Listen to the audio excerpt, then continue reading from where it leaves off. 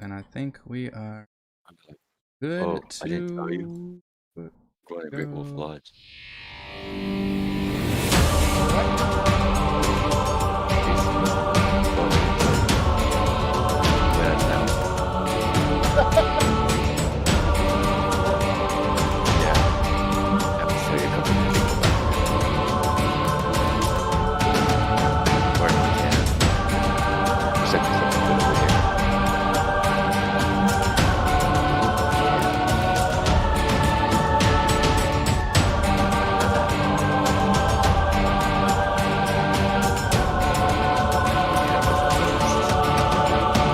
He's hardly amused.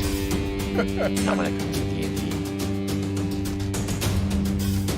D&D is no joke. Hello, everyone. Eric Watson here, freelance writer, player of games, writer of words, recorder of videos, and tabletop role-playing aficionado. Welcome to weekly live-streamed Dungeons & Dragons 5th Edition online role-playing adventures. I am joined, as always, by my wonderful friends, Chris, playing Valrobin, the Ladrin Bard of Eloquence.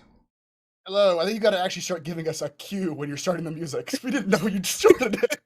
We were just talking like you had just paused your speech. I forgot you guys don't hear the fucking music. Nope. Heather playing Frey, the halfling barbarian of the beast.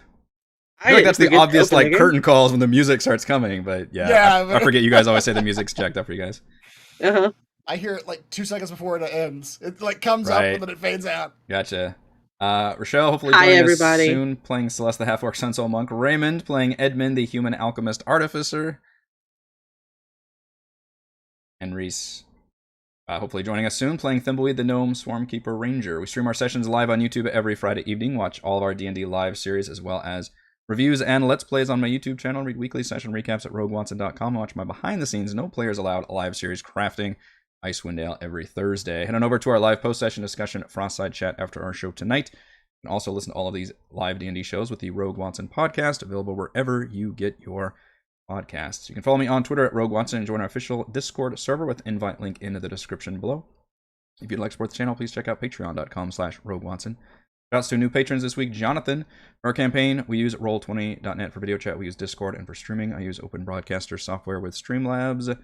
Music is by Kevin MacLeod, and our amazing original character art was done by Jimmy McClure. Previously on Icewind, Rime of the Frostmaiden. After returning to good mead and long resting, the Marshals reported their findings of the mutated giant employees and their amateur alchemy to Olivessa. Only one problem remained: the giant bees in the mead hall. Olivessa explained they had a contingency plan in case of an outbreak that releases a poisonous cloud into certain areas of the mead hall. The Marshals re-entered the mead hall, this time ascending the stairs into the manager's office that overlooked the brewery and the vivarium outside. Through cracked, damaged windows, they could see the monstrous bees. Inside the office, they opened a locked drawer, finding a crossbow, trank darts, and potions of truth serum, important HR tools for any large company. They also found the secure lever that would start the cleansing sequence. They debated for some time over the moral implications of using the gas on the now sentient bees. Ultimately deciding it was their only option, Thimbleweed called the bee queen over and taunted her while Frey pulled the lever. Lucky for them, it worked. Poisonous gas began pumping out of tubes and immediately affecting the bees. The queen was stronger than most, however, and used her sword-like talons to smash apart the window to attack. Frey grabbed Thimbleweed and threw him outside as Edmund cast web on one of the windows to stem the incoming horde. Only a few giant bees would survive the gas to make it inside, and Frey stood her ground against the onslaught. The others helped from afar, and though the queen proved a formidable threat, she eventually succumbed to their combined might. The last of the bees slain or dying, the Marshals left the mead hall, finding another gathering outside. Shandar had riled the people up once again and even used Morin, the security woman Thimbleweed had found, against them. Frey scared him off in a dramatic display involving a giant bee body, while Valrobin attempted to introduce representative democracy, downplaying Olivessa as a potential candidate for their next speaker. She wasn't happy about that, but agreed to pay them for clearing the mead hall and solving their problems, even if there won't be any mead coming out of good mead for quite some time. Hey, you don't know that. Wah.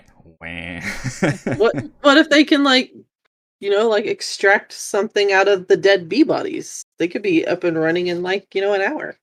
I will write that down, and then maybe the entire town turns into monstrous mutants. I mean, and the irony is they all coexist peacefully. Mm-hmm. Been surviving on bee flesh for the last 10 days. Exactly. Bee steaks. That's right. If you heat it up high enough, it gets rid of the mutation. So you guys can continue on to Easthaven, I believe, was the next destination.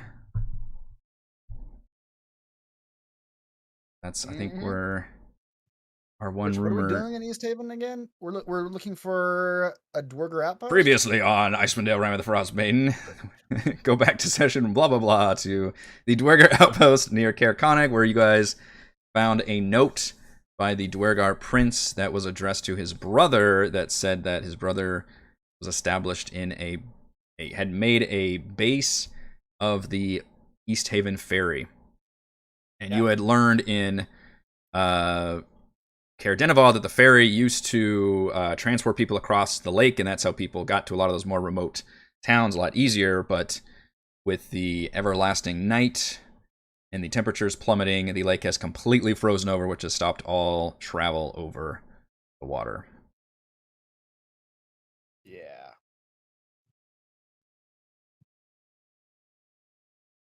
So you guys can start. Are there any shops or anything of interest?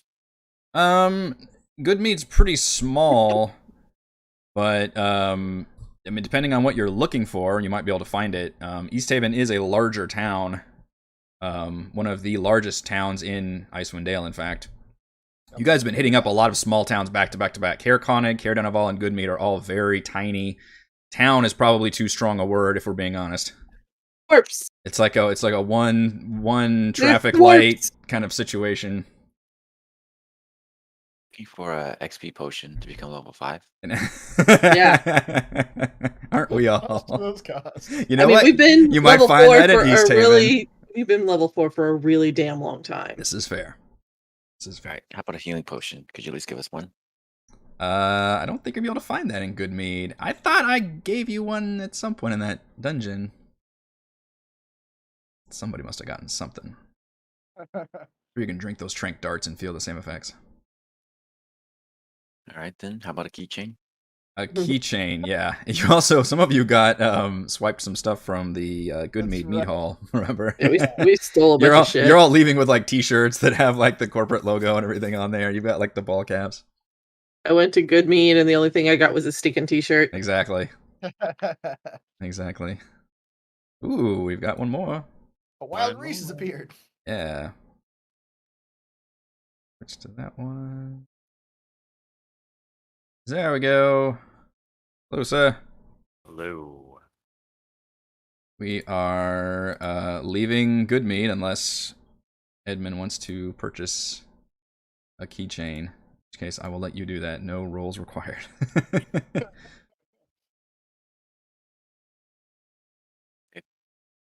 How much is it? It's free. They'll just give you a nice. fucking keychain. You are the heroes who solved their Goodmead problem, or their meat hall problem. At least they can give me as a keychain. Mm-hmm. Right. But it's definitely got the corporate logo on there. Everything in the stores. Don't you worry, guys. You're gonna see this keychain again. It's become real important. All right, you guys can set off back north and then start heading east when you get to the crossroads along the Eastway. And it takes about an hour to get to this big crossroad section of the road. And it's about another 2 or 3 hours just normal walking to get to Easthaven. Once again, you can't really shake the feeling of being watched by unseen eyes. As you turn east from the crossroads, the air just grows a few degrees colder. The once well-worn road of the Eastway has started falling into disrepair and is strangely free of travelers, which is something you've noted pretty much everywhere you've gone along the roads. After about an hour of travel, a fox bounds onto the road ahead near a large tree. It stares at you for a moment and then says, "Hey, you guys are the Marshals, yeah?" Yeah, another talking animal. Last time we dealt with a talking animal, they were trying to kill the town. Kill this one. That's right. Trying to kill towns, trying to hunt wizards. I don't know what the... Hey, easy now. I was instructed by the boss lady to keep any undesirable outsiders from Easthaven, but you guys, the Marshals, you guys is desirables. You guys have been everywhere. You've seen a lot. and she's been seeing a lot. She's got a lot of questions for yous guys, so guess I'm just here to give some friendly advice. Be on Frey will, Go ahead. Frey will immediately turn to Volrobin and be like, "Who are you talking to now?" This kind fox here seems a jovial enough chap. Uh-huh. Who Did you exactly betray is- us again? Yeah, I don't work for the fox. I swear. Who exactly is your employer, little creature? Oh, the boss lady? Indeed. Her name's Ravison, and the town Easthaven, yeah, it belonged to her, and she don't suffer no fools. Ravison Well, ring a then we're bell? I screwed. thought yeah. I feel like Ravison does ring a bell, but I don't know from what. On the quest page. Oh, let's look at the quest page. Oh, Yeah, there you go. Yeah. Everybody just hovered over the tooltip of Ravison. Yeah. would you look at that? Would you like to know more? But also, Ravison was that one of the wizards that the other wizard lady told us about? Was that the dude at the top of the mountain who did something and then disappeared? Previously No. on. Yeah, exactly. Your previously on was severely lacking. I spoil too much in the same way that those other previously on spoil what's going to happen, is when you talk about specific events way previously in the series. Like, oh, I guess I'm going to expect some revelation about this. As we're finding out now, there's a good reason they do that. Yeah, on the other hand, the wizard names that you know, I think you've got all of them. So you met with Avarice, that was Chris's handler, Robin's handler. And Dazan was the one that hired the group to go to the top of the mountain. Yeah. And then Avarice told you about another wizard named Valen. Those are the names that you have for the wizards. Okay. So this is just a fourth random wizard. Right. Yeah, you've heard the name Ravison before, but from the Talking Wolf, yeah.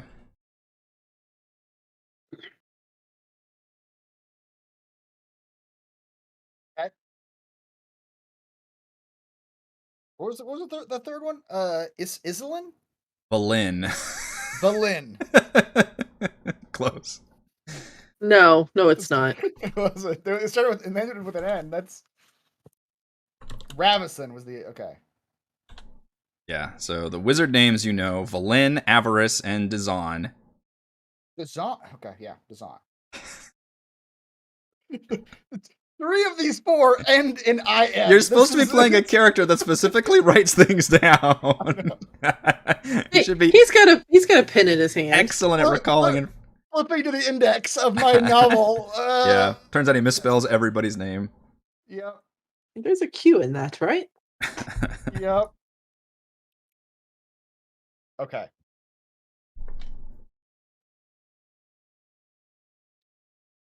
And this Ravison, according to the Fox, runs Easthaven? Who run Easthaven? Huh.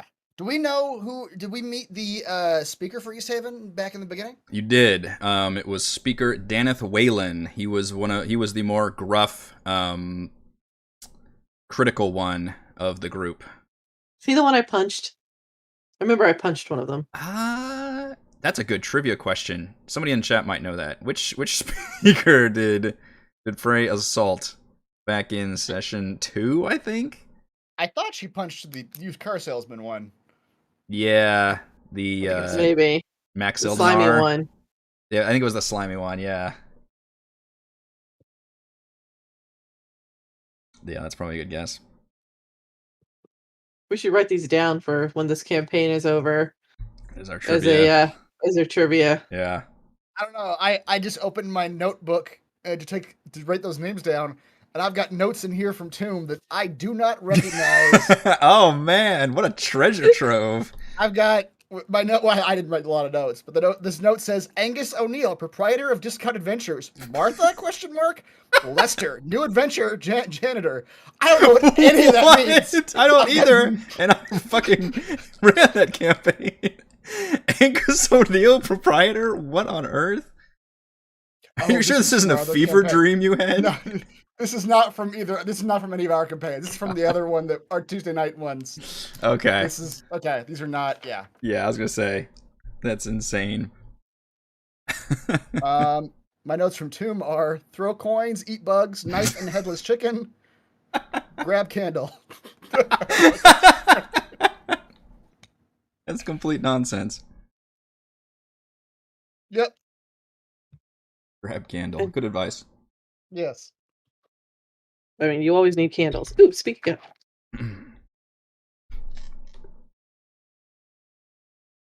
of. Well, good fox. And what of the Speaker of Easthaven? Is he presently abound in his citizenry? I guess I know. I'm a fox. I don't go in there. I get instructions passed from one of the owls. Oh dear. This is some sort of network of woodland animals? That's right. We're always watching yous. Wonderful. Especially when you go to the bathroom. Especially. He's a creeper. Just our eyes in the darkness. That's right.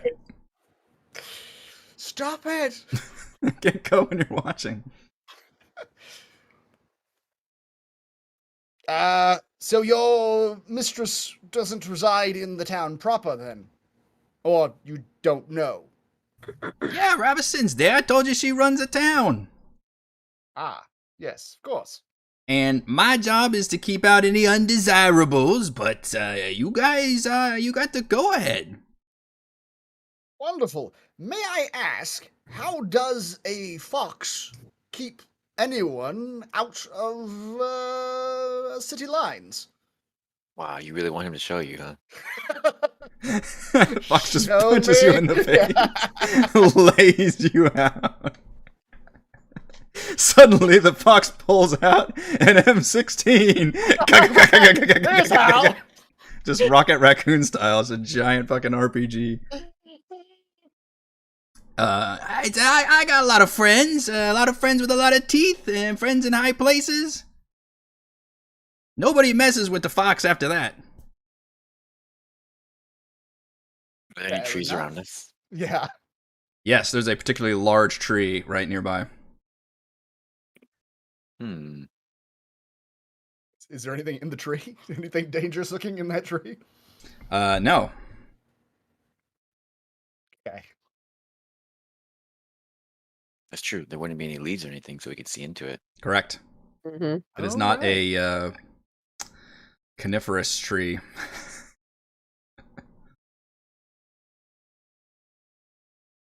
Well then, I suppose we shall meet your mistress, shan't we?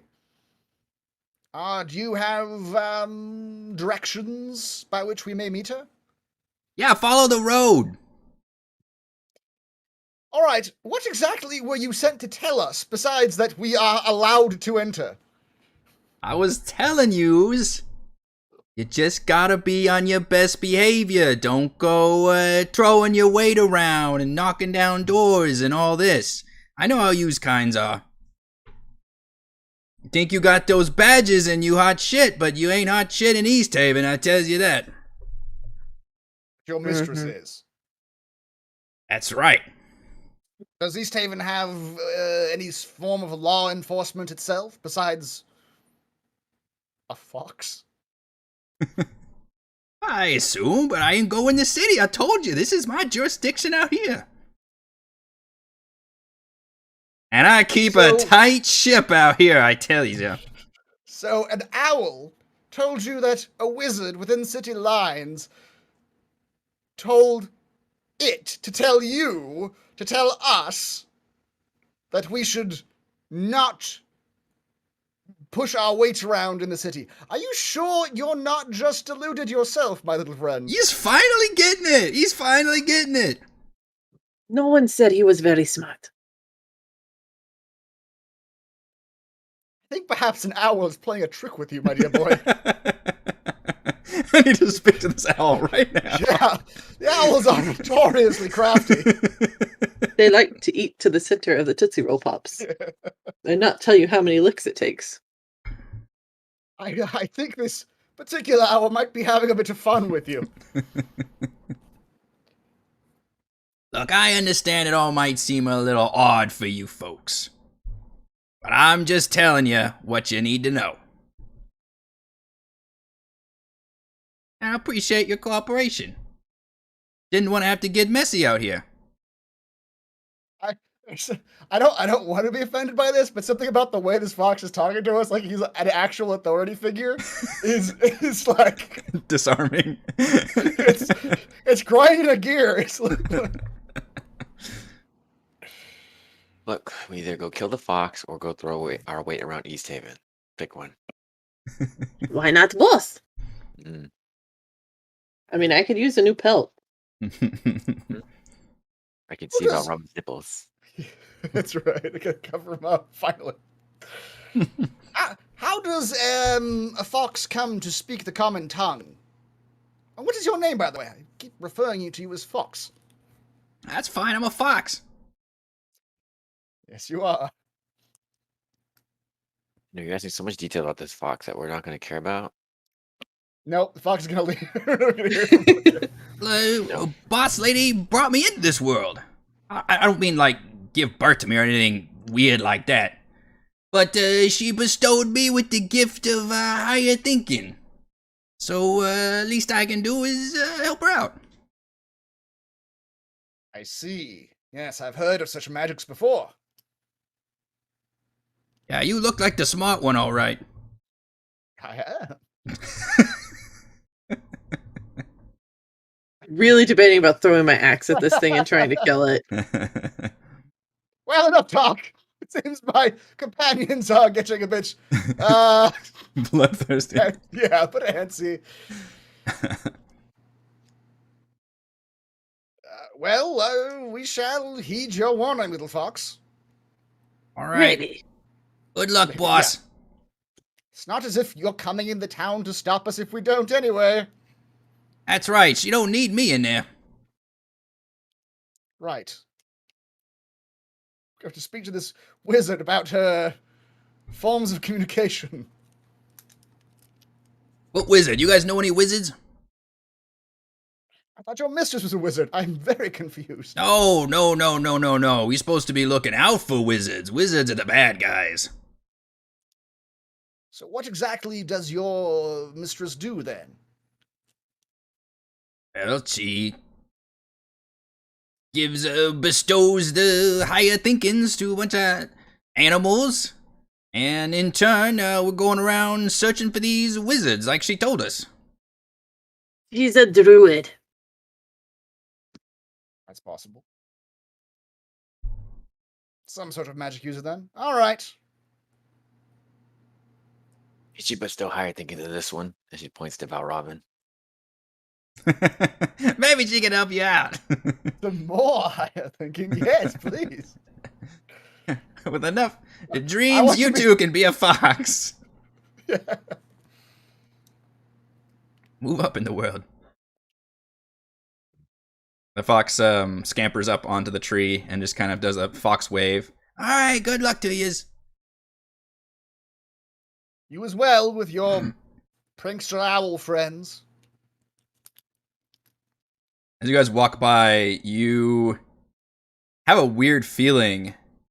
That an owl is going to swoop down on us? You think you hear like a creaking sound, and you turn and you swear one of the tree's branches has like shifted slightly to when you watched it last. But then you kind of stare for a second and it just looks like a tree, so. Are we about to walk under a whomping willow? Right. And you continue on for about another hour or so. You arrive in town of Easthaven.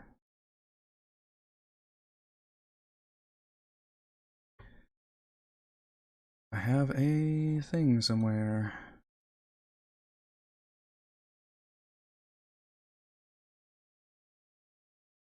You guys see the map?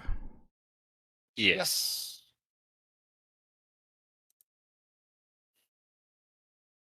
It's a bigger place. It is a bigger That's for place.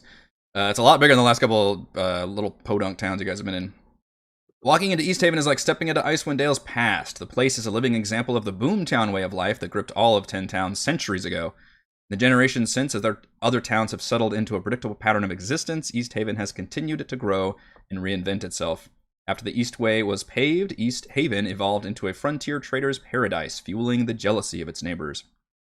The town is large and sprawling, with the Eastway transforming into a main street surrounded by shops and taverns. There are far fewer people on the streets than you would expect, however, and those who are give you an anxious look before hurrying on their way. Smoke billows in the distance. Oh, we have one more. Switch to our original setup. Hold, please. There we go. Good timing. We can do some more action. Smoke billows in the distance, right in the middle of town. After walking about a quarter mile, you reach what looks like a town square in front of a large government building. A fountain in the middle of the square has been completely frozen. A large gathering of people surround a bonfire. Staring into the flames, you realize there's a man inside, tied to a stake, bound and gagged. Oh, Boy. he's burning? Burning Man. On the steps of the town hall, you recognize the grim-faced speaker, Wayland. Got several handouts, so hold please. With several guards looking on, and another figure. A human woman dressed in layers of furs, her skin pale as snow, her lips tinged with blue. A snowy owl flies protectively overhead. She spreads her arms and addresses the crowd. The Frostmaiden does not abide the meddling of wizards in her realm. These outsiders have come to disrupt our peaceful way of life, and look what they have wrought. She gestures to the gray sky above. They have taken our sunlight, but do not despair. This is yet another test of the hardships we must endure. Like the icy blizzard, the Frostmaiden does not offer salvation nor mercy. It is not cruelty, it is survival. And we will prove ourselves worthy of her realm, earning it through endless sacrifice. But it is not our own lives we needlessly throw away. It is the lives of those who would destroy us. But we are strong, and we will yet endure, as we always have. The crowd does not cheer, but stands in solemn silence as the body within the flames blackens and melts. Several creep closer with arms outstretched, feeling the warmth. Lady is crazy. And yes, she's- I do say that out loud.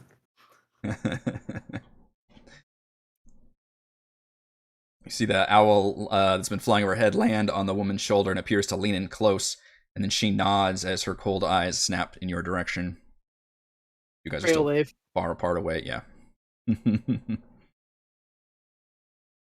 What is your reaction to all this? Is the person in the bonfire like already gone? Like they're on fire, burning? That seemed, without having to roll a medicine check, that seems to be a fair bet. Yeah, by the time you arrived, it looked like it was already well underway. Is the person in the fire dead already, or are we His watching like? face is unrecognizable due to it having melted off. Yeah, almost certainly. I mean, he's Um, not screaming anymore, so let's put it that way. Yeah. All right, we could have done a what movie am I thinking of? Not Dances with Wolves. What's the? Nobody gets burned to a stake and dances with No, wolves. somebody does though. In some movie somewhere. No. Yeah, with Last of the Mohicans. That's what I'm thinking of. Pull Last of the Mohicans, snipe them from. a long Oh, ways, yeah, put 'em yeah, out of the yeah, misery. yeah, yeah. I don't remember if that was fire or torture, but I remember it happening. I don't think it was fire involved. Anyway, don't worry about that here. This guy's already dead.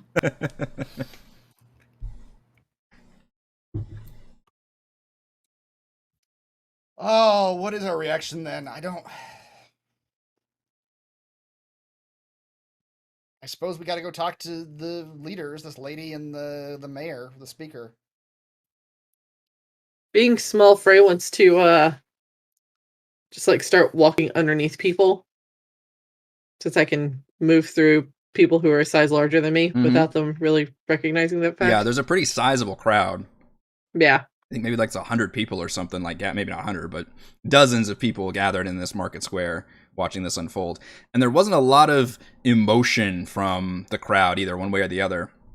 They weren't all like, cheering or anything, but neither were they horrified. They're just kind of just staring like grimly at everything. But you can see some of them like shuffling close, trying to warm themselves. Maybe on the way to those two, I'll stop to let's like some random person who looks, relatively talkative or not, angry, and ask, who exactly was that man on the pyre there?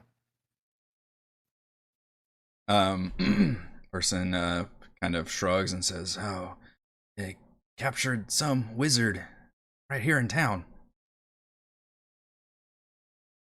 Did they now? A resident of your city? Oh no, an outsider. Very interesting, but you didn't catch her name, did you? Oh. How did they know he was a wizard? Comes a voice from underneath him. See the thing like pops like under like the bathroom stalls, like pops under the legs. Yep. She like pops out from underneath his legs. Like, how did they know he was a wizard? He said he was a wizard.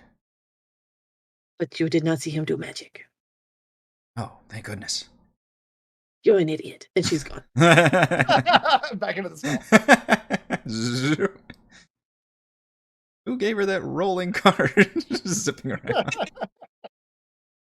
On a skateboard. As you guys approach the bench, the town hall, you see Speaker Waylon kind of wave you over. Says, "Marshals, I'm sorry you had arrived to see this bit of messy business. I'd love to hear news of your exploits and travels. This is Ravison, a frost druid and my most trusted advisor." See, I told you she was a druid. Yes, good guess.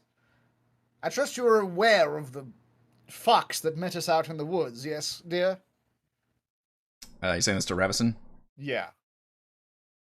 She nods and says, "Yes, a guardian, one of many, protecting us, protecting this city and this realm. I have questions for them as well." She says that to Speaker. And if we don't want to talk to you? Yeah. What exactly is this bit of business you are doing here, Speaker? Oh, we're executing a wizard. Yeah, one of those responsible for this terrible curse mess we're under. Praise be the Frostmaiden. Ravison just kind of nods solemnly. And then you see her lean over as she looks over the crowd and she says, "Daneth, make sure they put that fire out. 'Tis one thing to kill the blasphemer with the flames, but we mustn't use the flames on the faithful. They need to feel the chilling cold." And he nods quickly. He's like, yes, that's right. And he starts snapping, and you see the guards kind of run over there to start putting the fire out.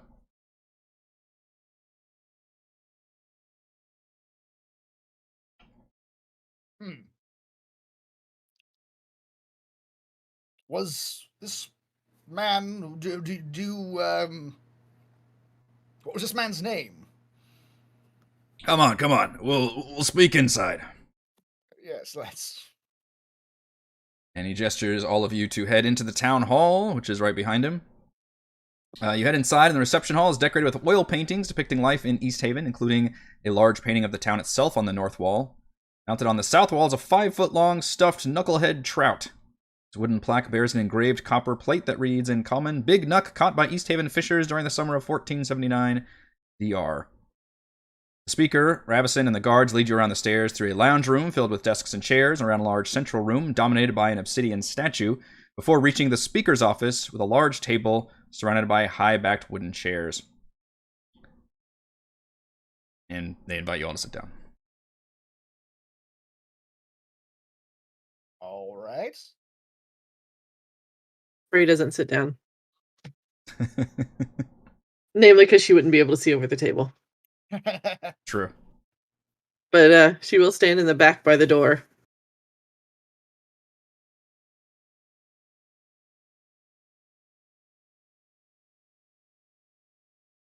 My notes.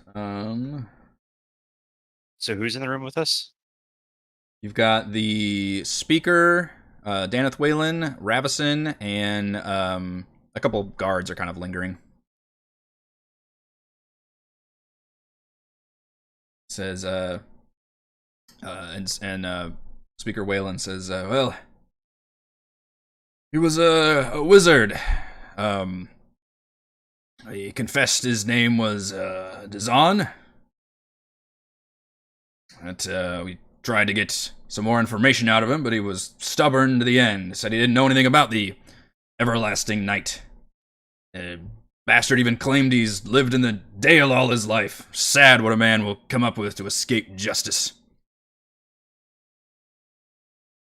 We know that to not be true, right? Because I believe the story that Everest told us that the three of them traveled here together from whatever Wizards Guild or whatever group they're. That is correct. Okay. So we know, yeah, okay, so that's not true. But they found him here and okay. Well, that's one less wizard we gotta find. One of three crossed off. Yeah, but isn't Avarice gonna be pissed? Probably. I don't. She seemed to harbor no, I thought it was the other one that she was like, we got to catch her. The other one. Yeah. The other one she didn't like. I don't. Yeah. I forget what she thought of this one. Okay. Yeah.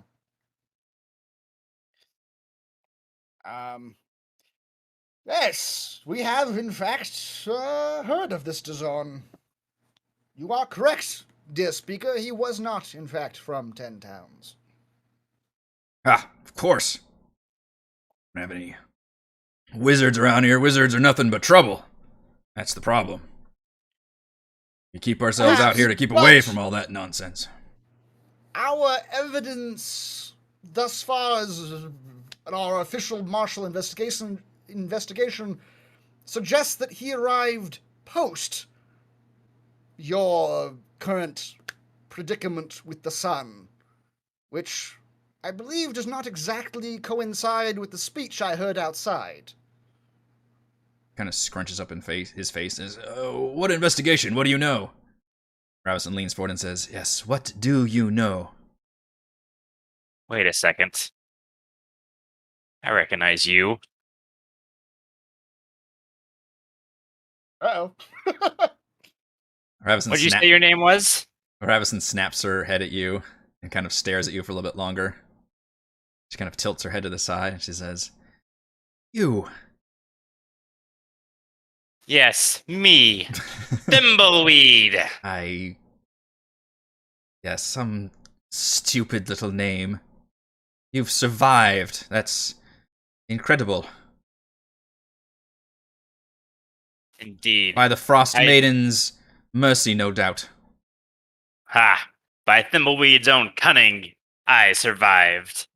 You'll hear Frey clear her throat behind you. And these people behind me. Beside me, wherever you are. Yes, Thimbleweed has had many adventures since you kicked me out of my tribe. My people. Is this one of the goats that betrayed you? The goats. It would make sense. She is a druid, so.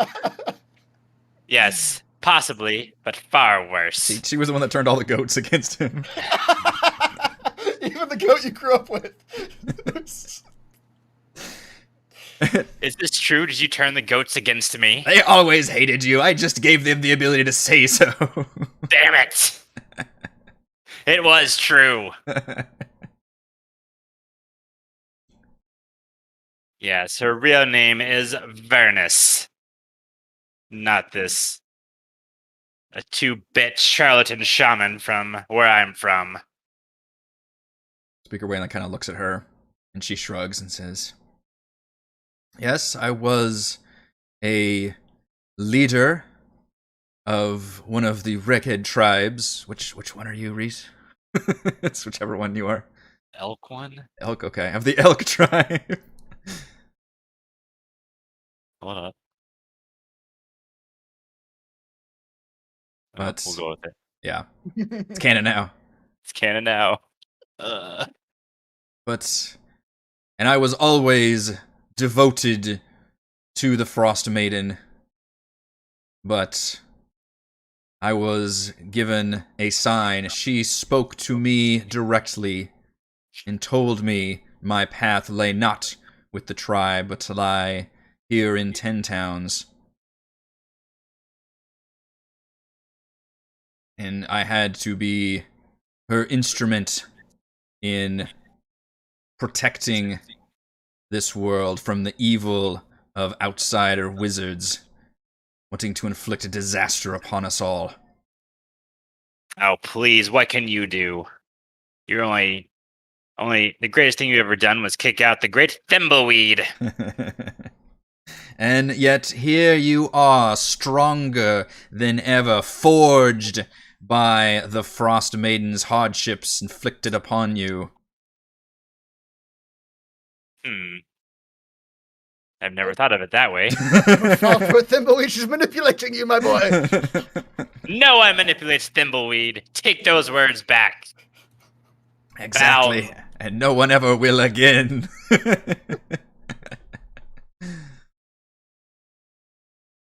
I have friends now, and they'll stick up for me.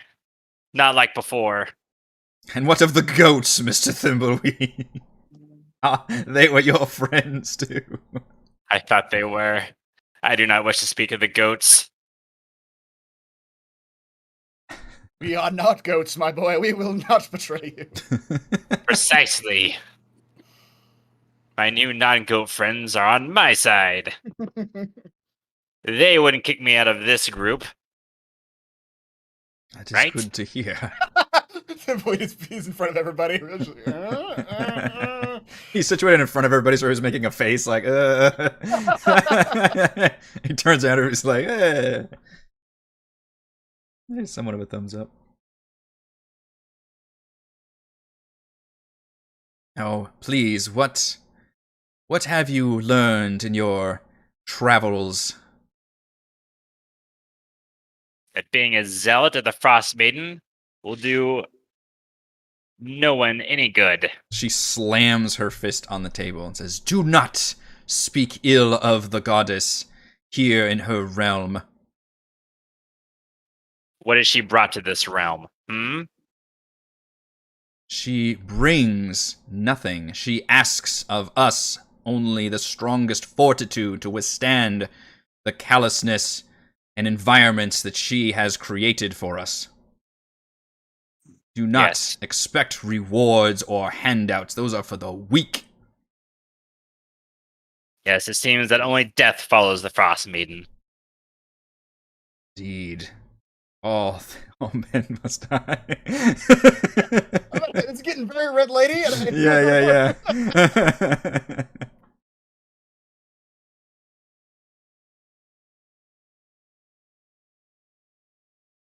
And you, speaker, is this philosophy one that you share? This philosophy of sacrifice and death for that sacrifice?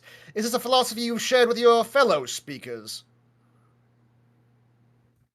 It says, the reason we're in this mess is because we've fallen out of favor with the Frostmaiden. Now, it's not my place to tell the other speakers how to run their cities, but this is how we're going to do things in Easthaven, and we're going to turn this whole thing around.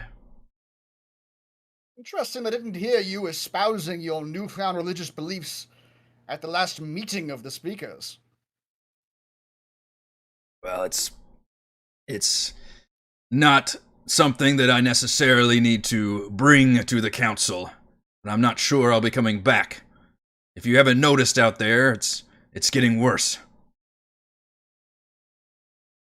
Perhaps, yes.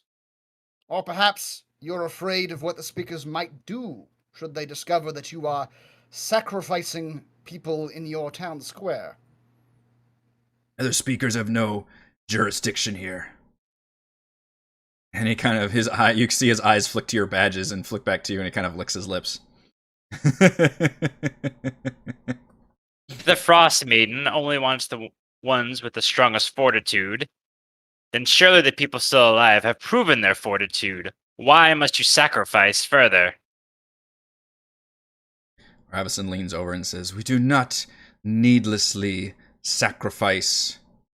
We execute those who pose a direct threat to our existence."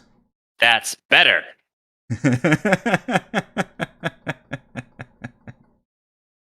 If you were Thimbleweed is one for semantics. If you were told your home had been invaded by dangerous outsiders, like the Frostmaiden, and you caught one of them,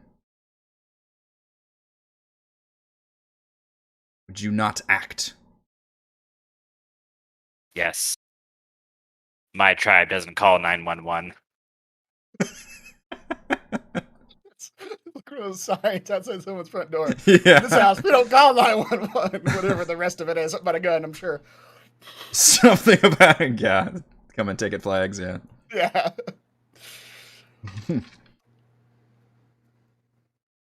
Yes, I would make sure they do not harm my family. Well, consider every one of the true citizens of Easthaven to be our family. That makes you feel better. Would you sacrifice yourself to protect everyone else in your family?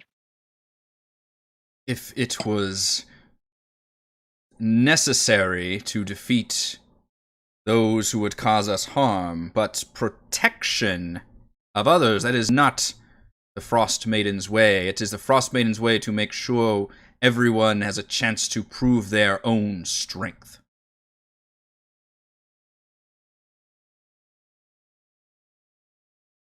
But these wizards, they are a disease that has been brought here unnaturally, and it must be purged. I'm still caught up on how you are agreeing to any of this, Speaker. If her philosophy, as we're understanding it, is that the Frostmaiden is doing all of this intentionally to harm your people, to weed out... No. It's the wizards that are doing this. As I said before, our evidence has concluded that the wizards have arrived post the introduction of this particular curse.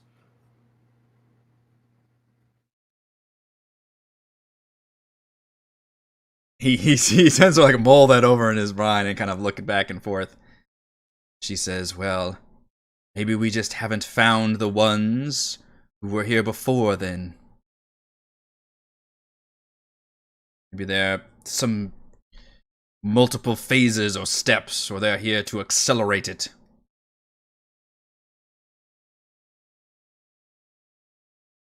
Eric, this whole conversation is like reading those Facebook memes, and it's making me angry. Oh, yeah.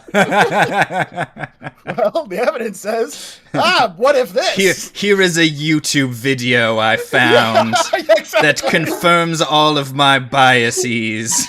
You see, wizards have been here for 20 years. You just haven't heard about them. That's right. It's the media. They're not telling you about all the wizards. Exactly. Topical.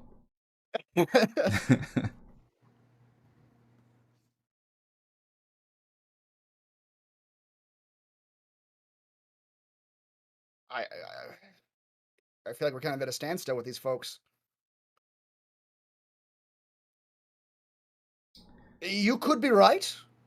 It could be that wizards were here prior to the beginning of this curse, but what we do know for a fact is that the man you burned outside did not in fact have anything to do with the beginning of the curse. He seems a little bit slightly upset by that, but you see Ravison does not even seem to care at all by this revelation. In fact, she leans in and says, You have much evidence that you've gathered. What else do you know about these wizards? Because according to my sources, you all went into Caer Denival, where we believed one of the wizards was residing, and then you left. That is accurate, yes. We excised the wizard from that castle. Rather peacefully, I might mind you, without any burning of anyone. We are peaceful. Breaks an arrow over his knee. You let that wizard go? As I said, our investigation as marshals... He pointedly will stare at the speaker as he says that. Our investigation as marshals indicated that she was not culpable in the beginning of this curse. He seems to lean over to her and says, like, they were given the job to help folks around 10 towns, not to, hunt down any wizards or anything. And you notice she actually kind of, like, shushes him. Even though obviously he's the speaker, she actually kind of like, please, Daneth. I understand that, but this is of a critical emergency situation. Do you have any idea where this wizard might have gone, or what she was doing?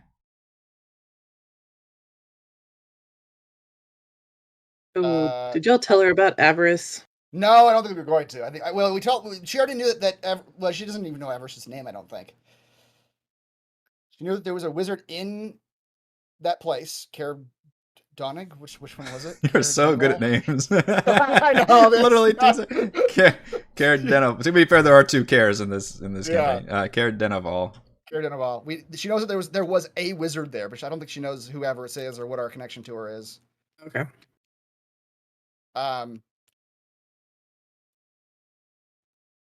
We do not. We do not know what her aims are. We just know that she is, in fact, guilty of no crimes. As our functions as marshals empowered us to discover. Roll a deception check. Okay. I mean, is that deception? Or do we actually believe it? I am straight lying. We do know whoever. We know her name. We know what she's doing. Mm-hmm. This woman and this man are both humanoids, yes? Yes. Okay. To the best of your knowledge. To the best of my knowledge, that's right. Well, let's use well, actually, I don't know if deception counts. Let's see. Oh yeah, it does. So that's actually a 17. Okay. She stares at you hard for a moment, and you can see her face kind of twitch in irritation. She says, well, that's one that got away. I suppose we can't blame you for not having all of the intel you needed to make a proper action there. But know that these wizards need to be destroyed. It is the Frostmaiden's will. How much funnier would it have been if one of us was a wizard? I know, right? We can talk about that in Frostlight chat. how close is Artificer? I feel like Edmund should be like slowly backing towards the door. I'm not a wizard. How dare you? Wizardry is ball of fluff. My means are my true science. I've studied for years. Do not insult me again by suggesting I'm a wizard. We'd heard they were stockpiling a dangerous substance known as black ice. Did you come across any of that? Maybe. Like, a couple of us have it on our persons right now. Yes, you do. Yes, you Mhm. do. We have come across a great variety of it, yes, in our travels. Tis an extremely dangerous substance that should not be allowed to propagate amongst the common folk. So you're saying we are common? Wait, he doesn't know we have it though, does he? No, she has not asked about that yet. I agree. It should not be for the common folk, but for the special folk. All who Licensed wield, authorities. Mhm. all who wield the dark ice are more than common folk. Do you have any? Are you jealous if we did? I would be extremely anxious if you did. It is a deadly substance that can destroy from within. Only if it's not used properly. Its proper use is... It needs to be buried. Forgotten. You know, you're a lady who has a lot of opinions that nobody asked you for. Lots of unconfirmed opinions as well. How much actual research has gone into your anti-wizard, anti-black eye stances? Anti-Thimbleweed stances. I don't like your anti-black eye stance, but I like your anti-Thimbleweed stance.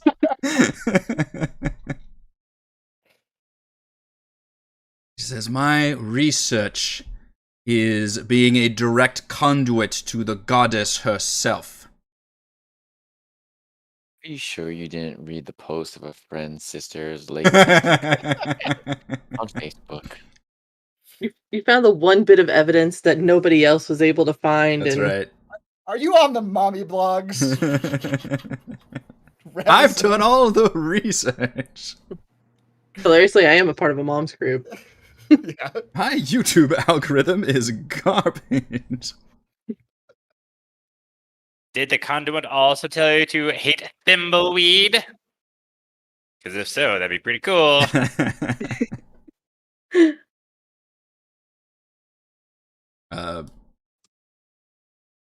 And then she, so yeah, we talked about the wizards.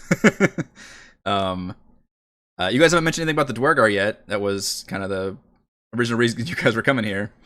I don't know if we want to talk to them about that. You don't have now. to, yeah. Mm-mm. Although I want to follow up on Thimbleweed's question. What's the Sorry. story there? Of what? About her not liking Thimbleweed. Was that like also a direct message from her god? Oh, well, Thimbleweed, what do you think the reason was? What do you think was the reason you were got kicked out? And that she was basically the like holy person kind of in a leadership role of your tribe, so she would have been like a critical component to seeing to your exile. Yeah. Probably because no one liked me and they want to kick me out, so they got her to do it. Just convenience. Yeah. Yes. Most likely convenience.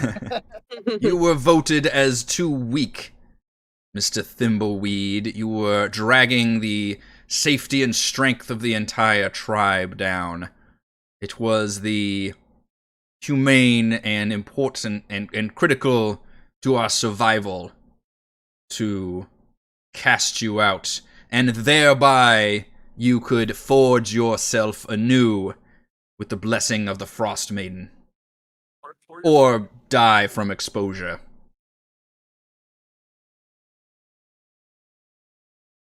Yes. I wandered for weeks out in the wilderness, becoming stronger so that I may seek my revenge, prove to everyone there that I am strong. But I was always strong, for I am Thimbleweed, mightiest of all hunters and rangers. You were all just too jealous to see it. I am Or I was gonna lean into her. Was he like this when he was in your tribe? I am Just out of genuinely curiosity. shocked you all have not murdered him yet. Clearly, you need better leadership in your tribe.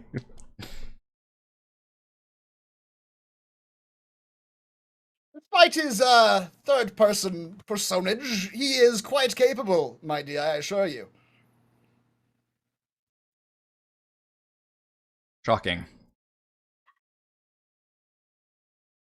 Just like all you tall people, you always underestimate us.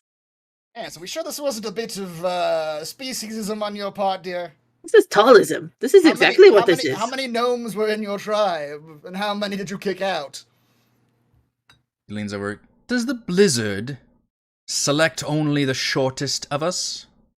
Yes, Or it the buries us first. Or the fairest of hair? No. Blizzard cares not for whom it affects, whom it freezes, and who survives. Such is the will of the Frostmaiden. Only inner strength matters.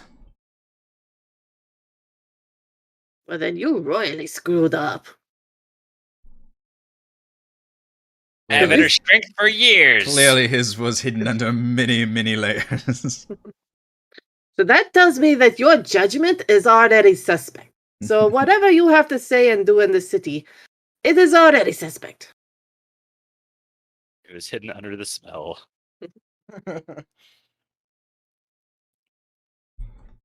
Listen,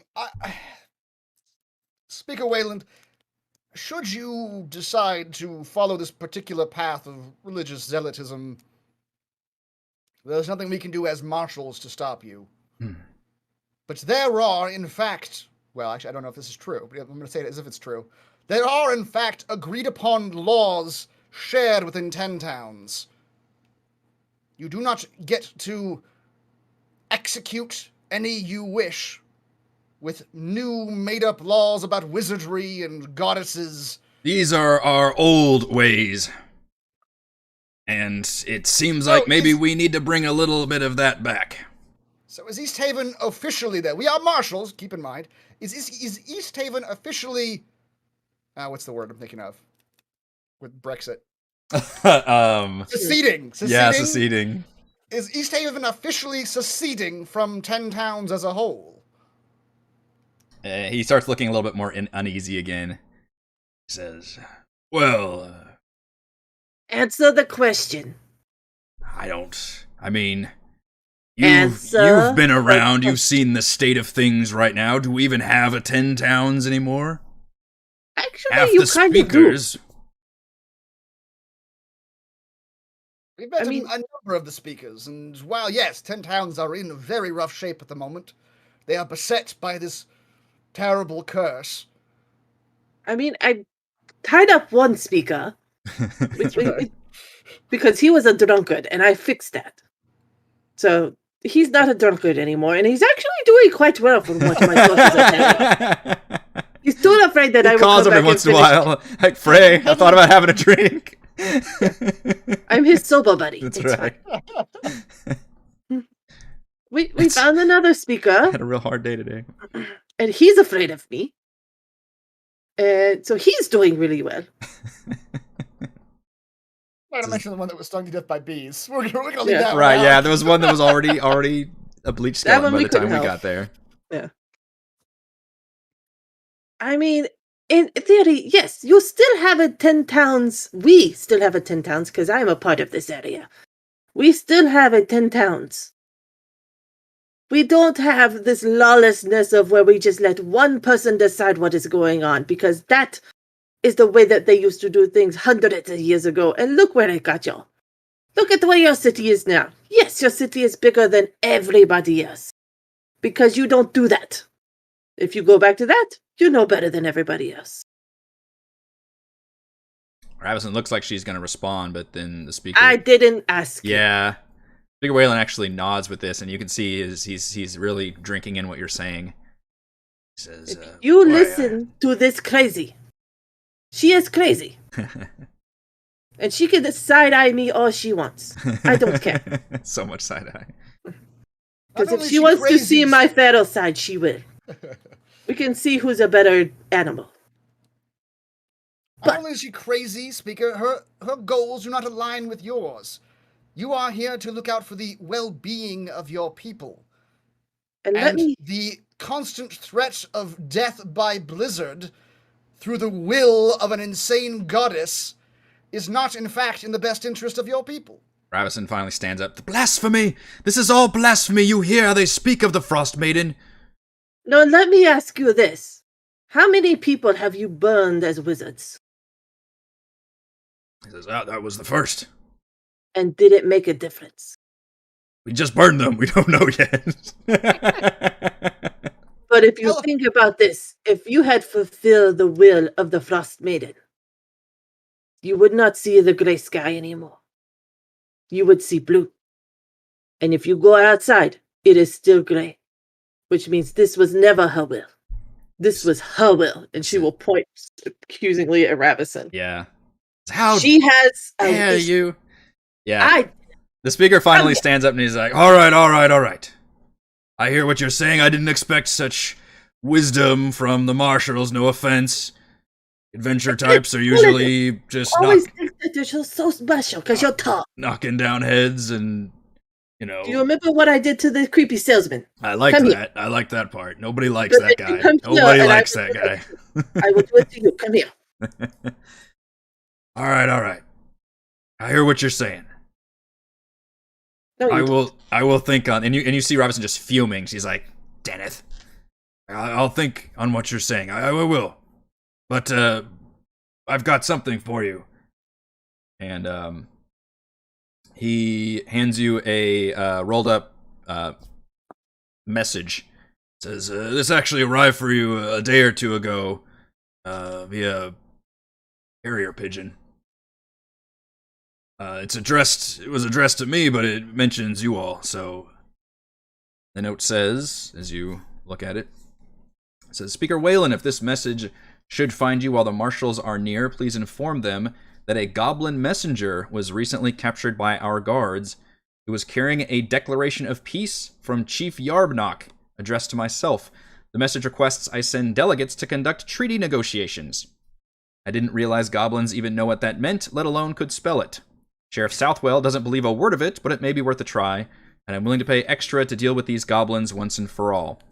The message included directions to their goblin fort of Karkaloke. Should the Marshals return to Bryn Shander first, we have finished outfitting the vehicle they arrived in, and they can use that to more safely traverse the tundra outside Ten Towns. We look forward to seeing you again soon. Speaker Duvessa Shane. Hey, fast travel. Yeah. Interesting. All right. So a goblin treaty quest I will add... and a wagon fast travel. Yeah. Yep. I will add the quest. Peace out. Your active quests. Is that the name of the goblin guy's dad who we took over that one area of? He had the spores. Wasn't that a goblin? It is now. I don't know whose dad. What? I think you're talking about the Duergar, right? The dwarf Yeah. people? Okay. Yeah. Oh, yeah. Okay, never yeah, mind. those like dark dwarves. Yeah. Yarb Ganok. Say that 5 times fast. That's true, chat. Some goblins are as smart as people, if you look at the goblin stat block. Right. But yet, everybody treats them like shit, so. Well, we will certainly look into both of these. Thank you, Speaker. We do, in fact, have business here in your fair town, besides coming to plead with you to show some semblance of logic and reason. Which, may I speak on that one brief more moment? Circle back around. All we are asking of you, dear Speaker, is that until we conclude our investigation and advise that perhaps your religious advisor there is correct, perhaps not, but until we finish our investigation, just hold off on the executions by fire. Yes? Very well. I'll even allow you to imprison wizards on, just in case it might be unsafe. wizardry. You can outlaw wizardry in your township. That is something you're allowed to do, I believe. Oh, we've definitely done that. Yes. So you can arrest them. Makes it easy to catch wizards. Yes. Just perhaps don't burn them at the stake. Perhaps allow the legal system to. The legal do what its now? job. Just don't burn anyone alive. That's all. What we are actually doing here, though, is searching for one of your abandoned ferries. Why? You need to know, and you don't need to know. We're not exactly at liberty to say, as my. I like you guys coming to like the FBI. Just Yeah. like no. Suffice it to say that there is evidence that one of your abandoned ferries might have something to do with what is... Wizards? No, as we've said, wizards don't have anything to do with what's happening out here. We can write down the whole Rime logic would like system to- from A to B. Frey would like to go up and slap the.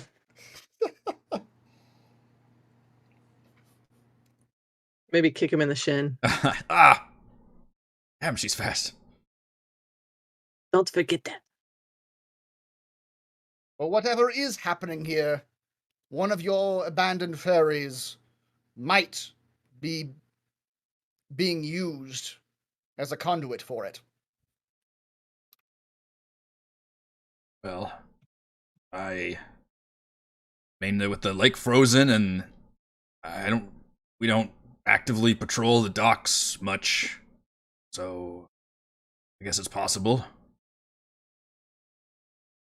You haven't heard any strange reports coming out of any of that area? Not to my knowledge, but as I said, it's not a used area. It hasn't been for months.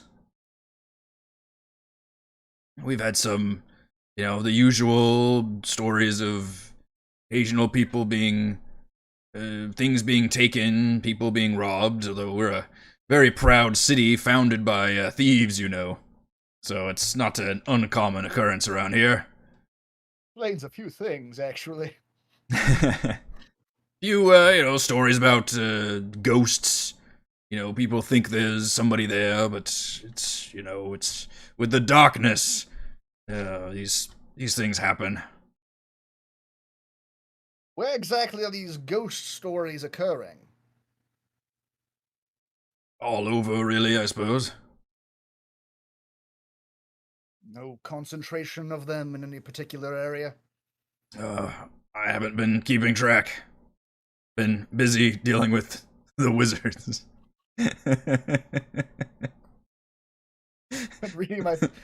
Busy reading my Facebook feed. My algorithm's all about the wizards. Well, perhaps these ghost stories are related, but we shall endeavor to find out. All right, with that, you can adjourn your meeting with the two leaders of Easthaven. As we're leaving, I kind of want to hook back up with Thimbleweed and just sort of be like, I don't know, that woman in there. I noticed there was a good deal of bad blood between the two of you. Yes. Do you suspect that might become a problem for us in the near future? After all, we did just get warned by her fox creature in the woods. Yes. Yes, I suspected so by your tone of voice, but it's good to have it confirmed. So, while we are in town, I suppose we should keep our ears up, yes? Indeed. As you all are leaving the town hall, as the guards are kind of escorting you, one of them kind of dismisses the other guards, and she's a little more decorated, and she's got these features that look like she's half elven. She says, "Marshals, I am Captain Arlagoth, and I was one of the ones who arrested that man that was burned. And she kind of looks around for a second. Not all of us are on board with how that evolved. Nor should you be, lass. She is, what is the common phrase bandied about? False prophet, something along those lines? It's crazy. Maybe, Indeed. but she does wield much power. We'll see. Political Then and we shall take her out. otherwise. I wasn't comfortable handing this over, and I wasn't sure who to give it to, but with you here and the way you stood up to her, maybe this could help you. And she reaches in her breast pocket and pulls out what looks like a book. It says, he had this on him when we arrested him, and I took it, and I don't know, I just didn't feel comfortable turning it over. Quite right as well. It likely would have been burned without any further perusal of evidence. But we are, in fact, marshals, and we shall investigate thoroughly. Hey, I do believe in justice, but I don't believe that people should be burned like that. Or just existing, seemingly. No, they should not. And should your speaker give that order to you again, I cannot tell you to put your own life in danger, dear, but know that his mind is not in a sane place at the moment. She gestures kind of to the darkness all around you and says, This is bad, though. I fear this is going to get worse unless we can fix it. Yes, it is.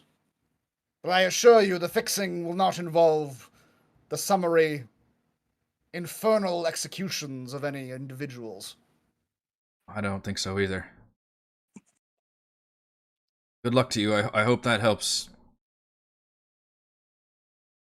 Thank you, dear. What does this book look like? Is it like a journal, some sort of ledger?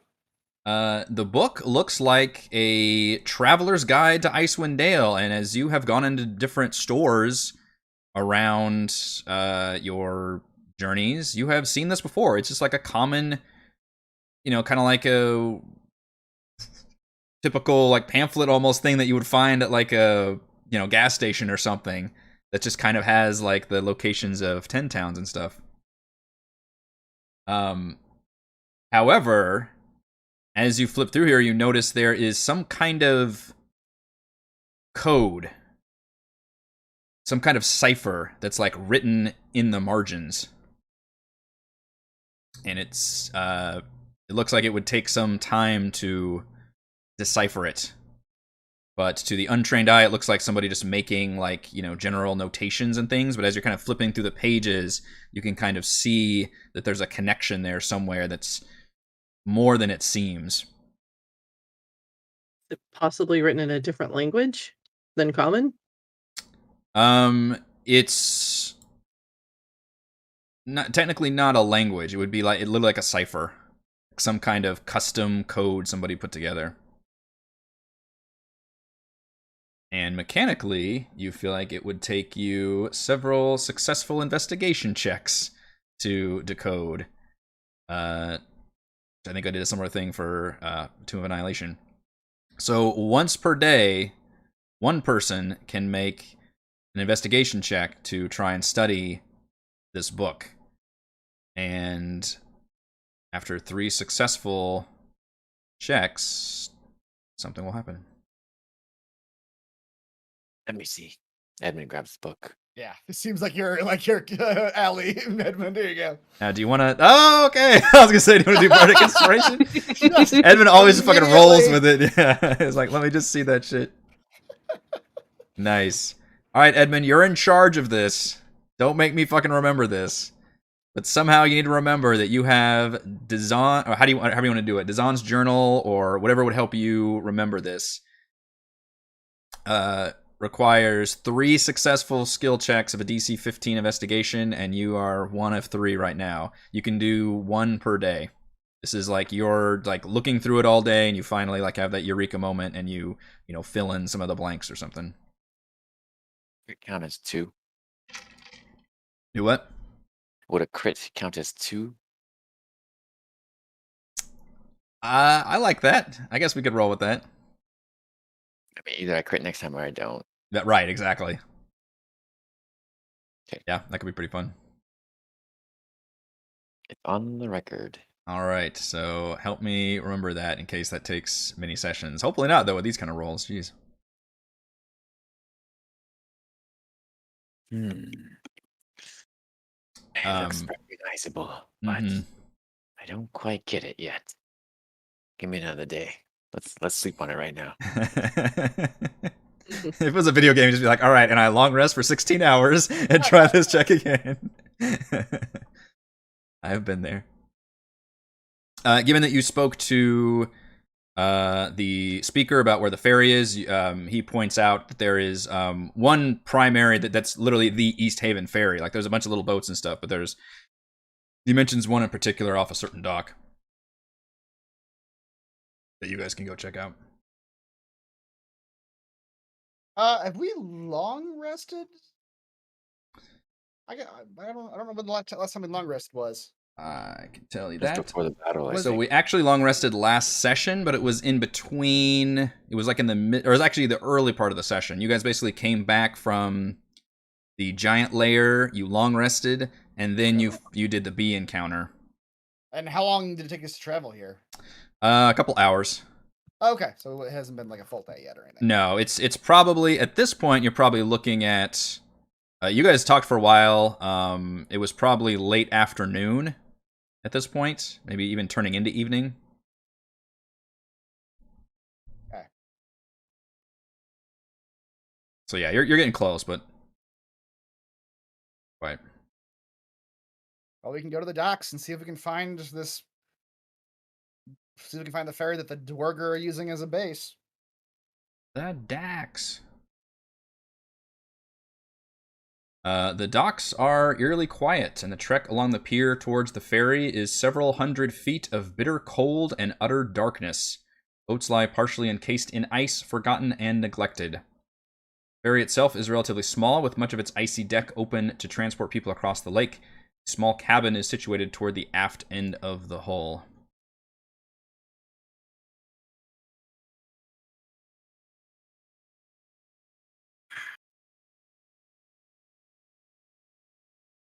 I do have a map. Ooh. It's not terribly big. Say it, don't say it, don't say it. I suppressed it. It's okay. You made it through. It's good. Did. I mean, it could be bigger. Don't say it, don't say it, don't say it. Yeah, but it has potential. There you go. I got Rochelle.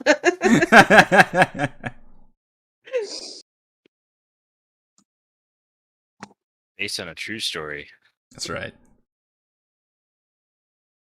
All right. So Rail go aboard. yeah, it's basically just an open deck for the most part, and then what? There's a cabin down There's like there a there's like a single cabin towards the back or the aft of the boat.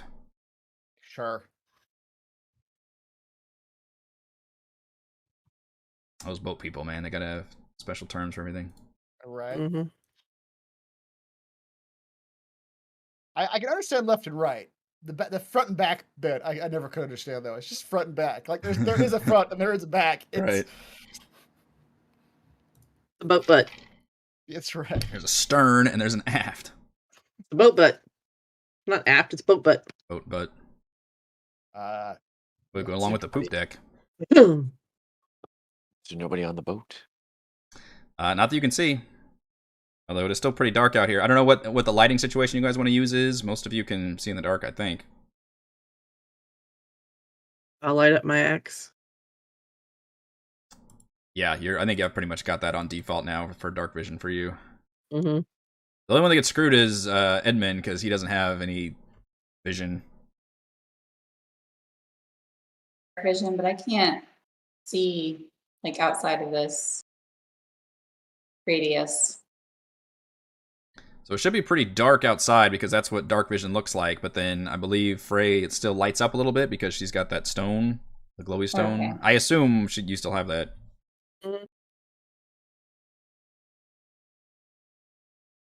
But my axe lights up. Does it glow? Yeah, you're the one who told me about it. I don't remember these. I give you guys these things, and then I promptly forget all about how they work. Does it glow or give you dark vision? I'm trying to find it. It might do both, but I do not recall. That was many sessions ago. I think Celeste glows too from something. I have a thing that glows, but it's like, I think it's like just a thing that's like in my bag or something. Okay, so you have to like pull it out to. Yeah, it's a crystal, I think, that's glowing, but I don't think that's necessarily like glowing through things. Okay. Your bag.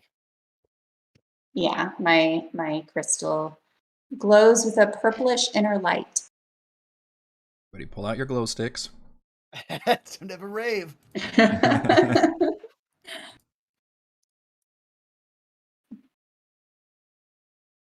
Should we do this quietly, or we don't know if there are, in fact, Duergar on this ship, and as we should all remember, 'cause we all forget every time, these things do turn invisible. When you ask about doing this quietly, you just see Frey's eyebrow go up. Or crash into that shack at full speed. Be my guest, Frey.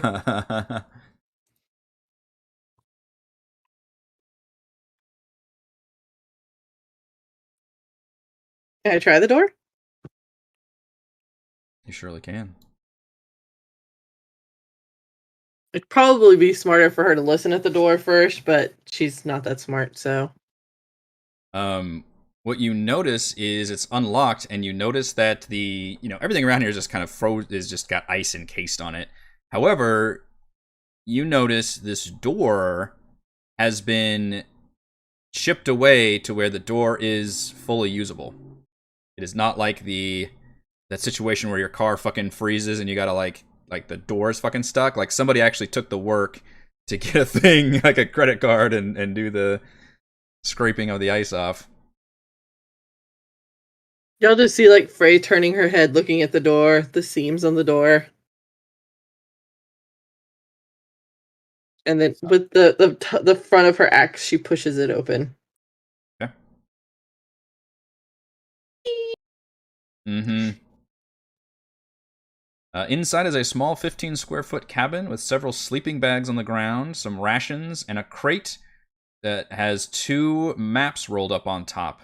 You see a dwarf-sized suit of armor looks cobbled together from different pieces and weapons in the corner.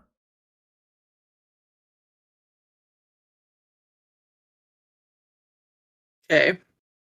What do the maps look like?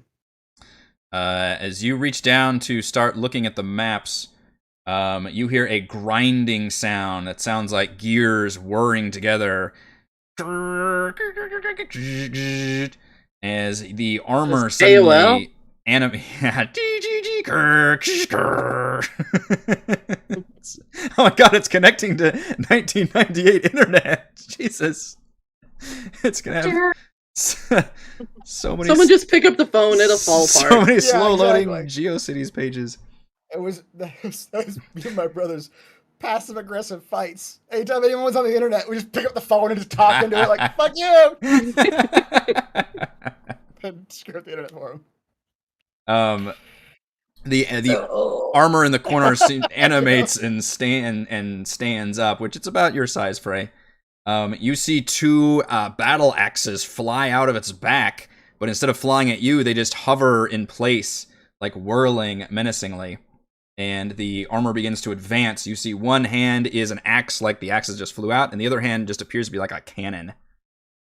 Mm. And Shit. that's going to be some initiative, please. I don't even see it. Oh, there it goes. Okay. They were hidden on the GM layer.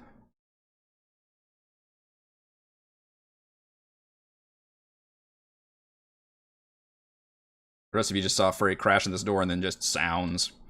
I did not crash into the door. That's true. That's true. I'm retconning things. You gingerly opened the door and crept inside.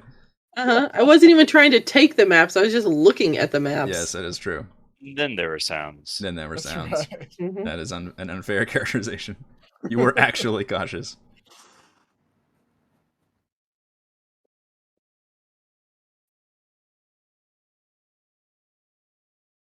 Oh, this is gonna hurt. Mr. Thimbleweed, you are the first to react. All right. I'll come running in and crash into the door. There we go. Somebody's crashing this door, god damn it.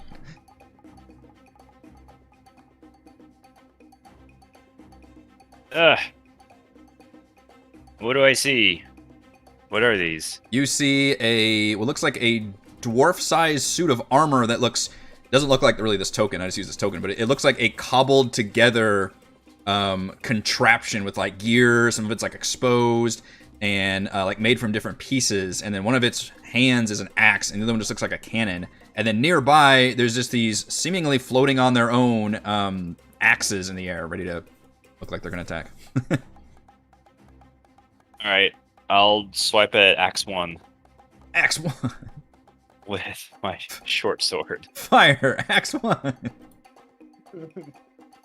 And then I'll use my favorite foe against the axes. I hate axes so much. You do indeed hate axes. 21 is going to hit. Screw you, axes. Screw you, axes. Wow. Alright. Yes. Yes, I know. Axes, my old. Plus 7, 18 damage. Why do you have so much damage? That's insane. Do I have to say it? No. Yes. Yes. Thimbleweed, he comes barreling into the room, shouts his enmity against axes, and stabs your sword, and you just cut like the haft off the axe, and it just falls apart. My mortal enemies. Cloven in twain. Cloven? They have hooves? Hey, Celeste. they're my mortal enemies. Mhm. I've studied them since I was cleaved. Concleaved. No.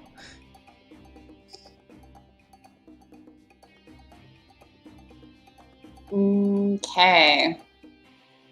So just one of the axes was Summarily was cleaved. destroyed, yes. Clavin. Was cloved. Yes, it had hooves. God damn it. I should have seen the size of them. Half goat, They killed it. I'm confused. Where are you getting hooves? I'm so confused by what just happened. What Cloven. What does that have to do with Is a hooves? phrase. Cloving hooves? Okay, I don't know this phrase. Clip, Cloven. clop, clippity clop. I'm an Cloven axe. hooves. We're getting into some weird English etymology rabbit hole right now. I know, and I'm like spinning on it. Like I don't think this is a phrase. I know. Where are their hooves? Is this like the time I didn't know Dead to Rights and you taunted me with it? No. This is cloven is Cloven hooves. Okay. split into two, and then cloven hooves are hooves that have two toes. Yeah, like There a you horse go. Okay. That is actually or a donkey. I just looked it up. excellent. Always learn something. So it does mean to cleave in too. Cloven is that's still appropriate. Like it's It's cleaved. cleaven. It's like a different form of the word cleave. Yeah. Cleven. Yeah. Or Cloven. Both correct. Cleveland. How many's Cleveland from now on? Okay. Let's go to Cleveland. All right. Celeste is gonna. Screw these Cloven axes to Cleveland. Also, how do we wind up on goats again? It's always Totally goats. It's always I have to I make don't know. the ultimate bad guy at the end of this campaign just a fucking goat because there's no other way around it at this point. Cloven-footed hoof. I've kind of written myself goat. into a corner. So does that mean Cleveland is supposed to be two different cities then? Oh, that's actually a good question. Oh, what? Where did they get the name Wow. Cleveland? That Celeste, is please, for the great. love of God, take your turn. No, DM. We got 10 more minutes. Leave discussion. All right. Okay, Celeste is gonna run in the room and yell at the axe, "I will cleave you!" and cast Radiant Sunbolt. Which every time I click the wrong thing, it's up here on my attack. 15 at the axe. Does that hit an axe? That does not. Oh, That is a oops. weapon Yeah. dancing around and hovering in the air.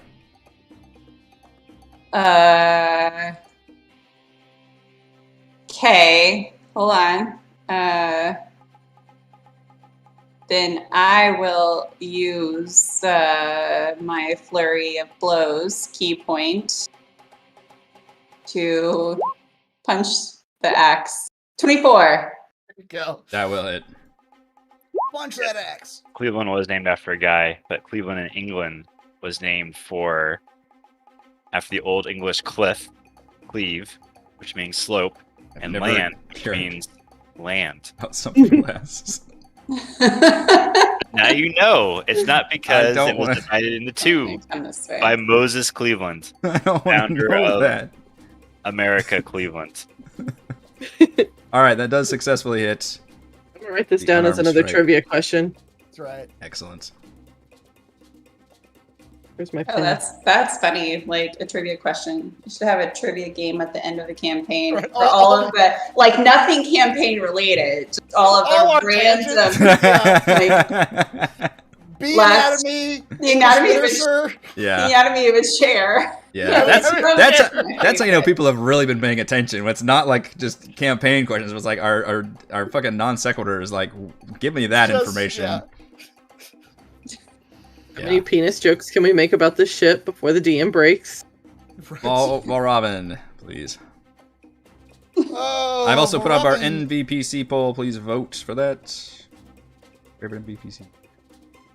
Well, Robin cannot, in fact, insult. Well, he might be able to still viciously mock, but he can't.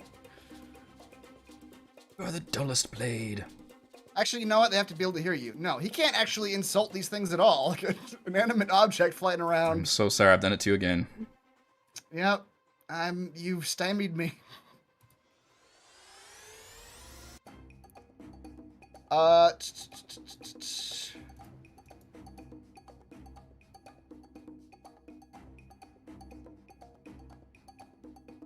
I will. Oof.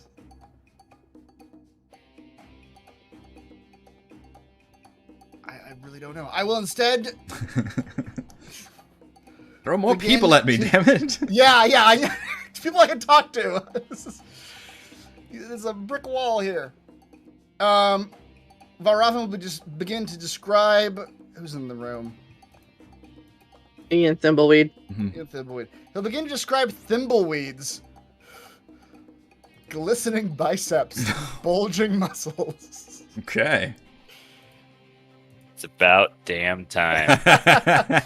He realizes he doesn't have a description of him in his book yet, so he's describing a 3 foot tall, just very wide, muscly gnome. 3 foot by 3 foot. He gets really detailed and it starts getting weird. That's right. He has a mole on the inner side of his right arm. It's No one can shaped like see a until goat. he goes to sleep at night. Shaped like a goat. And he will get some bear's endurance, advantage on con checks, and 2d6 temporary hit points. All right. His chest hair grew 3 times that day. That's right. And he will also describe. It's like armor now. Yeah. Now he's just writing fan fiction. He's going to describe how Frey reacts to the sight of this muscled gnome in front of her. Really? How her heart That's a lot of hit points. becomes a flutter. Wow. And she is inspired by the sight of this muscular gnome in front of her. Inspired. And she gets a bardic inspiration. Yeah, you do have to touch Thimbleweed for that to work, so I want to see you touch him. Oh, I guess that's true. It is. It Wait, is you touch, do? isn't it?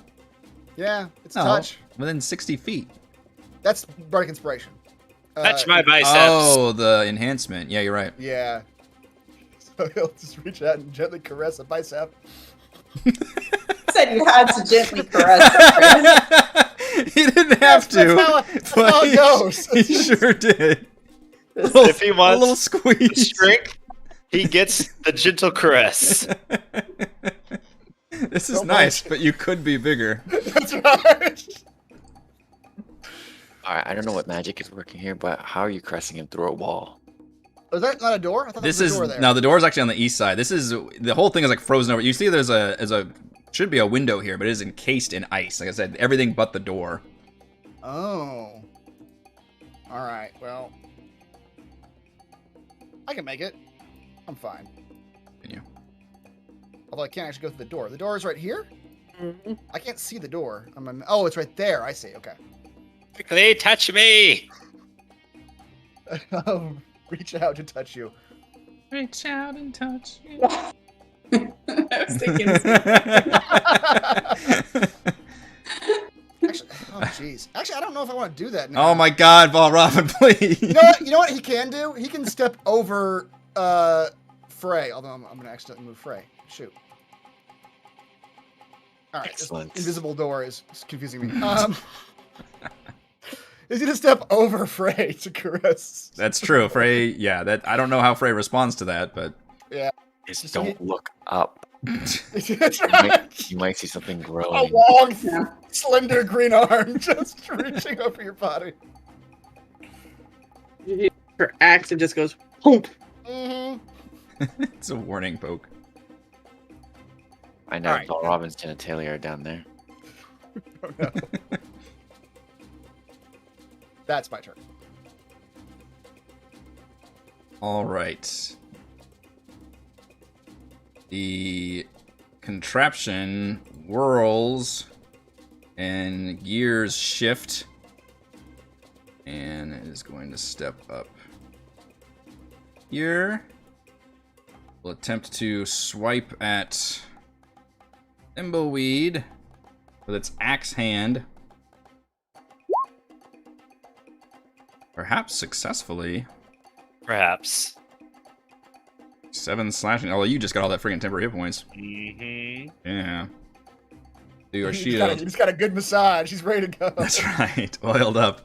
Then it's going to point its arm cannon in your direction and fire. Shoot in the face. Just a hole right in the head. And fires a volley of just shrapnel, just sharpened metal bits and pieces of things just come flying out of this in a 15-foot cone. Thank you for stepping My up, face! Mr. Valravn. Oh no! And I need Thimbleweed, Frey, and Valravn to give me a dexterity saving throw, please. Damn.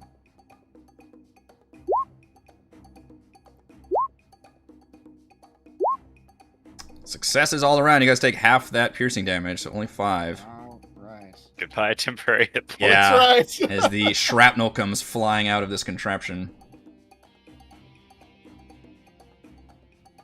And then it's Edmund's turn. He's furiously jotting about metal shrapnel bouncing off of bulging biceps. So cinematic. It's like a rock album ballad, power ballad. Right. Did you say that the water was frozen over? Yes.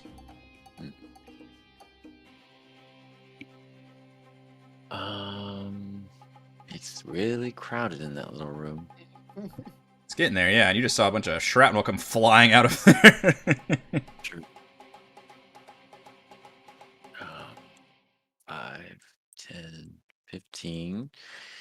Can I push Valravn out of the way? You can pull him into your space as you take that space over for the same movement. We've Well, Robin will happily go there. established that's a thing, yeah. Okay. There's a robot shooting shrapnel in the room, my boy. Mm-hmm. Yes. I'm going to Thorn Whip the robot. Okay. Always try to. Yes, you may try. 16. 16 is not going to hit. This thing is literally armor. It's nothing but armor. Oh, well. And then it's going to take cover. Yeah. Harmlessly bounces off its exterior. Frey, we've finally gotten around to you. Rolled as bad as I did on initiative. Yeah. I mean, I never really roll that well most of the time. Alright. Come down here and try to hit the axe.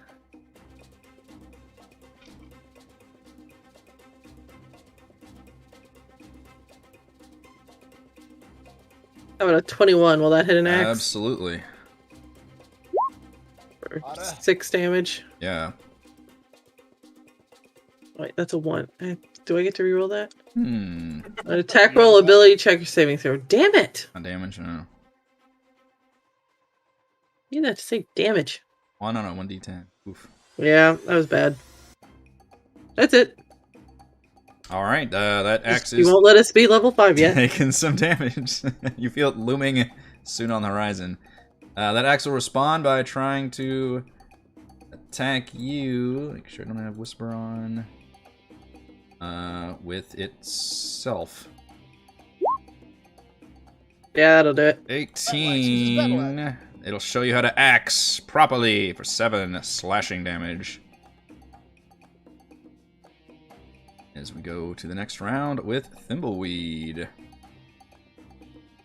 Alright, I'll pull out my gun. You got a gun? I got a gun. Guns, guns, guns. And stab him with my short sword. My short sword gun. Hold up. That's I'm why going- this short sword's not a gun. That's a Shit. bad roll. Yeah, Oh god, You're- my eye. Why did I put my eye up to? you need inspiration for that, right?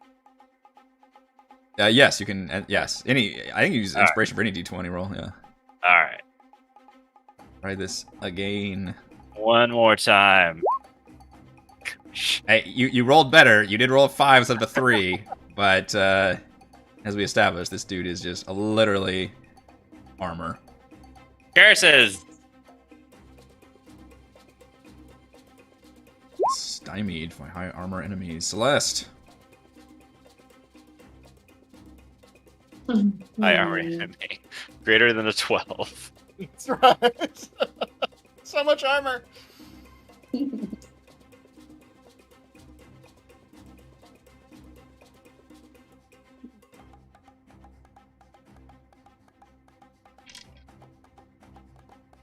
Need bonus action spells. Man. Rangers have kind of the worst spell list. Don't Yeah. tell me what- Okay, I'm gonna Multi-class into Warlock. It's great. gonna try to bash this guy. Not the axe, the other guy. 19 will hit the contraption. Nice. Yeah. And then my bonus unarmed attack is a 14. 18, not so much. So your mop manages to find purchase, but your leg or flying elbow just rings off its armor. Obviously, it gives no reaction whatsoever.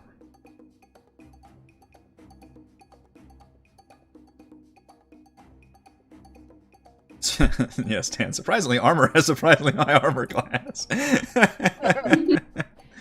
Paul Robin.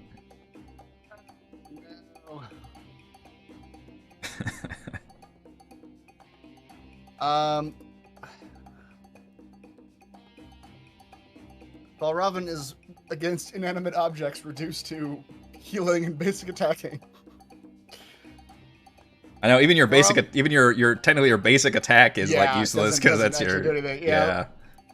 So Balravin will step in and continue writing about the fight, and writing about Frey's wounds knitting together.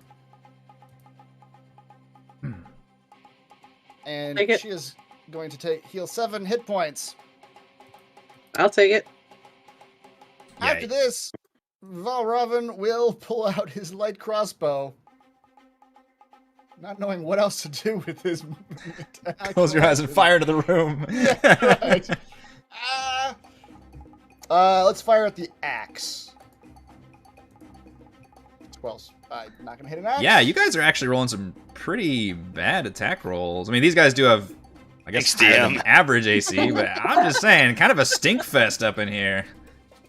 I'm judging you all. A lot of judgment coming from over there. And hey, we didn't notice, so thanks for pointing it out. That's right. You get some new players. Take 2d4 shame damage. Right. Alright. A contraption will continue to try to attack Thimbleweed with its axe. Oh no! My hubris! Talk too much about those stinky dice. Oh no! It was all the oil. I am reaping what I've sown. However, get out its cannon gun again. And looks like this time it's only able to hit its other arm. Frey and Thimbleweed with its shrapnel thrower. Have it step up here and like aim kind of a triangle down, but well, let's see. Yeah, Edmund's kind of behind cover. Alright, so it'll just be Thimbleweed and Frey. Dex saves, please. Oh, I rolled so bad damage. Good God. It's like we need a new DM. 2 1s. What did I do to deserve this? You mocked your players and now look at those dice. Let me enjoy this, damn it. I used to get my ass kicked. Is that a 3 or a 4? You guys take 3 damage, I believe. Piercing damage. And then we go to Edmund. Gonna attempt to Thorn Whip the robot contraption again. 20 will do it this time. Alright. We'll pull him 10 feet closer towards me. 4. Okay. This is gonna be weird because you're pulling him through Thimbleweed. Thimbleweed is small. So I am going to give you an acrobatics check, Thimbleweed, to avoid this thing hurtling towards you. Ready? All right, you do a cool like Matrix moves. You dodge out of the way of this thing. It just slips across the oil. Yeah. I don't move at all. Yep. Basically the other side. And as a bonus action, I'm gonna make part of the ground he's standing on. Try to push him out the doorway. Okay. Do your 1-2 combo. So strength saving throw of 13, I believe. Okay. Oh no, my hubris continues to bring me low. Yeah, he fails. And he is shoved as the inner cabin seems to buckle under it and shove it out the door. It's officially outside of the cabin and now on the edge of the boat. Probably not the best place. How far down is the ice? We'll make it easy and just say it's a 10 feet from the top of the boat to where the water is, or where the ice is. Where what used to be water. Oh shoot! I probably should have moved away before I did all of that. I don't know if you allow that or not. I Will you think allow- if you had moved away, you wouldn't be Will able to you see allow him, me though, to right? have moved away before I moved him? I think you have to be able to. Do you have to be able to see him? Yeah, it says you can see within 30 feet of you, though. Oh, I see. Yeah, folks, I don't know why the poll's still up. It will literally not let me complete it. It's grayed out, even though it is complete and the time has ended, so apologies for that. You can try to vote, but it's not going to let you vote. The poll has ended, but I unfortunately cannot. That's fine. Foray. Okay. Guess I'll still go on the axe because it's right here. Indeed, and it goes next. Oh, 26 will Nice. hit, for sure. Or you rolled a 2 on the damage. Oh my goodness. I know.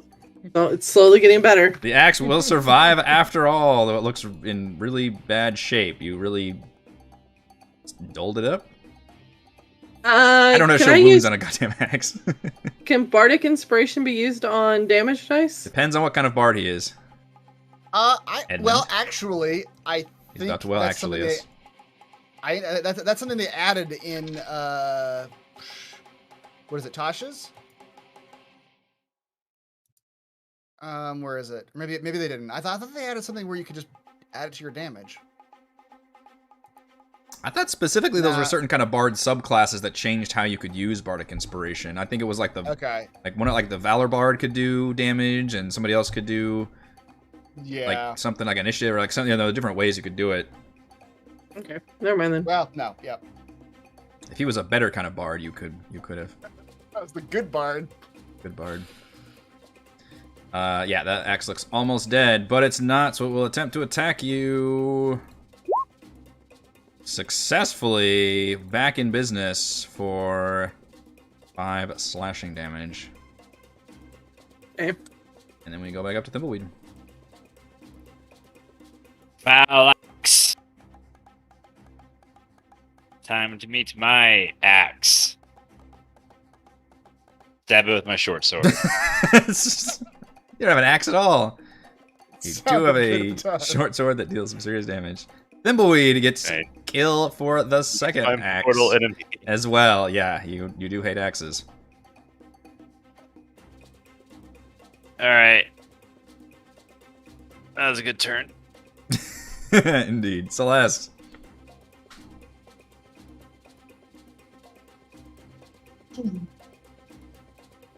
Oh wait, where is the thing? I just see the axes in here now. It was right next It to you. is literally right next to you. Oh, sorry, I just went back in the room. You just like walked past it and we're like, where is it? Where are the enemies at? It's behind you. Edmund pulled it outside of the cabin. Wait, so it's really dark, and with the dark vision, I can see.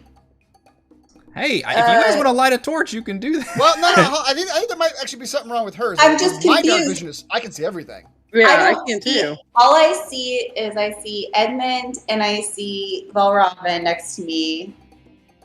I Your don't dark see vision might not actually any- be on. But I can kind of see the boat, but I don't see any like enemies behind me. Like, there's something wrong because the enemy's literally between you and me. You don't see a You token look. there? It looks like you're right next to me. Maybe your that's roll 20 is actually- not updating or Okay, something. yeah, that's- I'm right. Okay, because I'm right. You might No, need to leave it at roll. You might need to refresh roll 20 because that's. I'm not going Maybe the- crazy. maybe That's the so tokens weird, aren't but because updating. I can move my token. I'm Right? Do you guys see my token? moving? Yeah, I can see that. Yeah. This is really strange. Yeah, So now where it's am I? moving. Where am I right now? You're in the doorway. You're on top of the enemy. So weird because it looks like I'm on top of Edmund. Okay, yeah, That- something's. On my. Yeah. Something's not roll 20 is refreshing right on your a end. couple turns behind. Yeah. Yeah. That's bizarre. All right, now your confusion Okay. makes sense. Okay. Great. Like, it's literally right there. Okay. So then I will if no one else is right in front of me. Just the bad guy. The bad guy's right in front Okay. of you. Excellent. Which is very strange because to me, Punching Edmund. I think I'm attacking Yeah, Edmund. we're telling her that, but she's actually just beating the shit out of Edmund. Psychic energy. Does psychic energy, do we think that is going to affect an automaton or whatever it is? I sincerely doubt it. Okay, all right. Well, I'm just trying to do something a little more interesting, but I don't. Yeah, I'm in the same. I don't boat. have anything interesting. Great. Well, that's And a excellent. critical fail. Yeah. All right, I'll just stay here though and take some damage for the team instead of running away. That's all. That's very strange. I've never refreshed Roll20. Mhm. I've never seen it happen. Yeah, it doesn't happen very often. I feel like It happened usually happens to once in the last everybody. campaign. Yeah, or like something's slowing the game down. Yeah. And it's not updating. All right. The Robin can't technically see Frey or Thimbleweed right now, so I don't know what they're doing health-wise. I would like to help Edmund in his move the Voting golem. Schrodinger's Frey. She's both That's alive right. and dead in the cabin. That's right. Always alive and always dead. Mm-hmm. So instead, he is going to. Oh, do they have to understand me? Hold on. I feel like we've been through this a couple of times. Yeah. For this one, let's see. No, they don't. This one does. They do not have to see me. Okay. So I'm gonna be writing in my story about the deck under the golem, like buckling and shifting him about, and that putting him off his balance or whatever balance the automaton has, Mm-hmm. and how he was like primed to fail at his next task. And then I'm just gonna shoot him with a crossbow. So anyway. Oh, right between the eyes. Yeah, so anyway, I started blasting. Look at that! They, The crossbow bolt. you know what? I think everybody, that is Valravan's first critical hit of the campaign. Yes, Really? I'm keeping track of these. First critical hit I of the don't do it. campaign session. No, yeah. you do not attack very often with a crossbow, so that's a big reason why. Yes, that does a boatload of damage, and it has to follow our rules. Oh yeah. It was a con save, which you could trigger your unset. Is it? This I is don't the have a choice. this. It's his next roll. This So is the it next roll. This is the next roll. Yeah, it's a con save. He fails anyway. Okay, well, But does that make it go off still? it does still go off. It Okay. doesn't matter. It's just disadvantage on the next saving throw he makes. Yeah. Okay, so that would affect him here, and he. You could roll it again just to make me feel better, but It's not. I thought it's a roll. oh, you're right. Subtract. It's a minus, Yeah. so it's a 9. All right. If it makes you feel better. Go ahead and roll that massive damage table, and that will affect him It's the bottom. if you can, if you have access to that. Yeah. Oh, look at that! That's a good one. That's a good one. He's stunned and delete. So basically, and he was gonna go next and light your ass up. Yeah. Mhm. Oh, my Roll20 is now slowing down. Interesting. Like, I just now got the massive damage thing on it. Okay. Starting to. Celeste has I'm infected the tired. rest of us. Yeah. We gotta wrap this up. All right. So, well, he didn't get to go, so he's stunned due to that massive damage. So we go to Edmund. Yeah. Well, technically he's no longer stunned now, so the condition has already ended because Right. This is his next turn. he was Yeah, stunned for that so- turn. So now he's no longer stunned, but he missed his turn. Yep. Damn it. Alright. I'm going to step on the edge of the boat and jump off it towards the dock. I can only go 5 feet. So will you allow me to make it to the dock? Yes. By stepping on the edge of the boat. Yes. You are going to take attack of opportunity from him, though. I know. Okay. But that's fine. Go ahead, roll your attack. Roll your attack. Here. slick slashing as it flips around. It's like a warning. In the air, my thorn whip comes out towards them. And nails him again. Nice. Only 1 damage, but I don't think that's the important part here. Pull him towards me by 5 feet Okay. into the ice. You pull him 5 feet, yep, and you get to fucking do the George thing and just drop his ass into the ice. Which, Land on the dock. yeah, that was cool. In fact, Edmund, you can have a point of inspiration for that little bit of cinematic glory.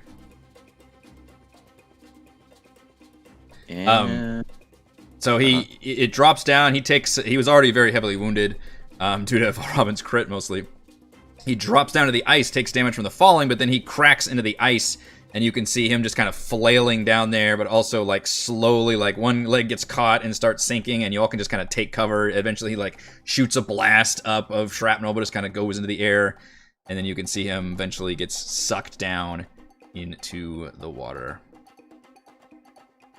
he didn't have anything important on him. Hope Yeah, not. There was a quest item on that golem. That's Oh, right. no. I want that shrapnel cannon. I thought the ice was thicker than that, but I guess not. He was pretty heavy contraption there, so he was breaking through. Let that be a lesson to the rest of you. Do not go. That's an important thing you should know. Do not ever walk on ice, frozen water. I believe that is a good time to end this session. I kept the poll up specifically because I didn't want it to go away, and it is a tie between Valravn and Thimbleweed. So our MVPC table. So both of you can roll on that table, and again, I apologize. For some reason, it will not let me complete it.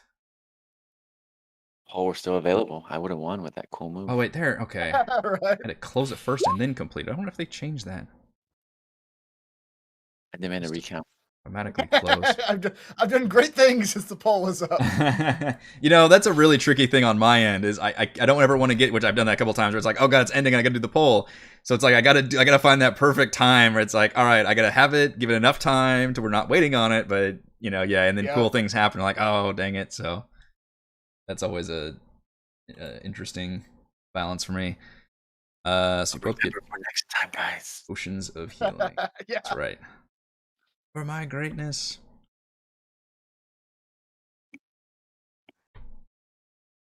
All right, that is all the time we have for this week's session of Rime of the Frostmaiden. Thank you to Chris, Heather, Rochelle, Raymond, and Reese for playing. Thank you to all of our wonderful fans for watching, and thank you to the patrons. Shout out to Platinum patrons Joe, Will, Tiny Dancer, Christopher, Thomas, Captain Mike, Adam, Stan, Nathan, Alex, Cam, William, and Jonathan.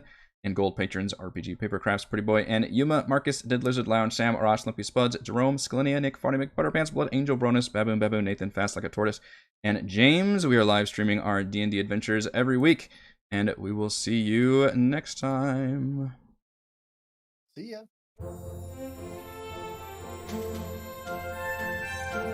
Song that plays, that's that little golem contraption. That's right. It gives the Terminator 2 thumb. Well, no, it doesn't have a hand. Shit. It uses its axe. Yeah. It breaks off the bottom part of the axe. Yeah.